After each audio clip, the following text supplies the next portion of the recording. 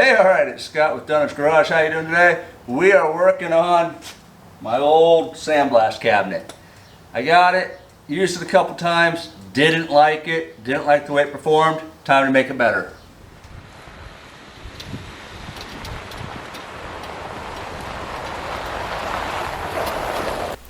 Before we jump into this week's video, I'd like to invite you to the Midwest #1 Adventure and Travel Consumer Show, the Moore Overlanding and Off-Road Expo.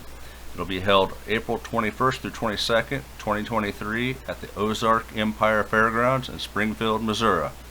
Be sure to use the code DUNNAGEGAR10 for 10% off your ticket prices, and we look forward to seeing you there because we will be there as the storyteller. Now let's get to the video. First thing we're going to do is take everything out from underneath it.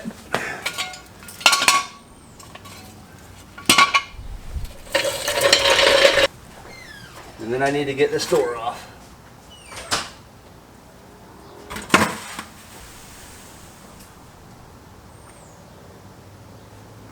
Alright, got the door off the bottom of it. And now we're going to build a metering valve system. Bunch of extra parts from Menards. Let's get this done. Well, now what I'm going to do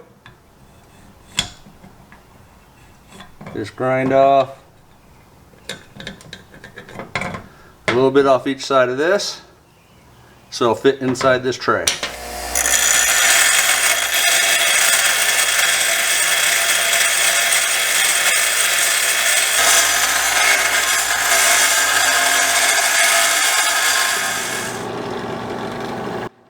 I quickly found out that this hole saw was a little too small. I didn't have the size I needed, so I used the size that I had, which was too big. Lesson learned, next time go to the parts store, buy a next size drill bit.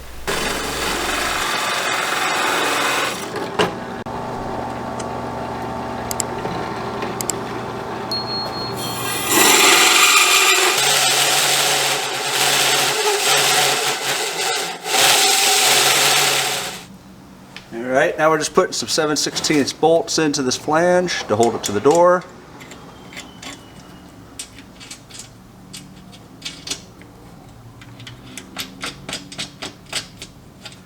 Then we'll go on to the next part.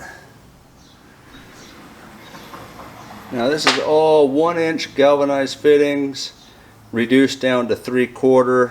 The idea is I want as much product through as possible. I could have gone with 1/2 inch or 3/4. I just think it would have reduced it too much and caused clogging issues, which is kind of what I'm dealing with right now.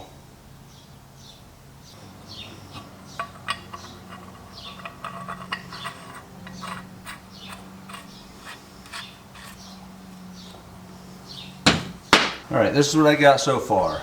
Here's the door to the bottom of the sandblasting cabinet. Comes down through a T with a plug on the bottom so I can still drain my product. Goes through the T into another T. This is your metering valve. This is what you crack open to allow some of your venturi.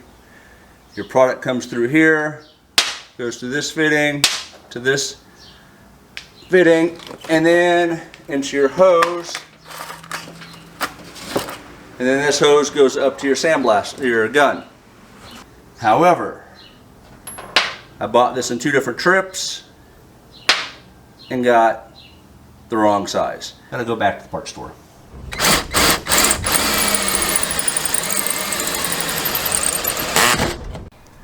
Okay, we've shoved the hose through the grommet into the cabinet, and now we just put it onto the gun, which is probably easier said than done.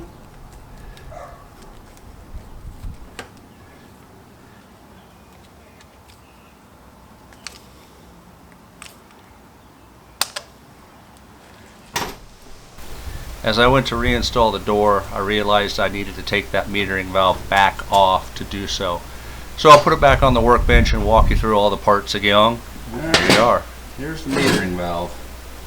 So this goes to the bottom of the cabinet. Drain. This is where you open and close your air, meter it in. and adjust your venturi. Here's where your hose goes up to your gun. And there it is. Now let's fine tune it and see how it works.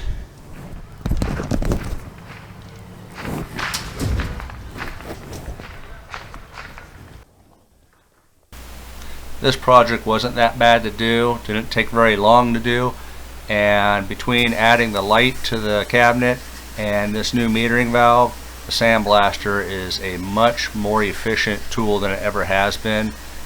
Before the metering valve, I really didn't even use the Sandblaster because it didn't work that well.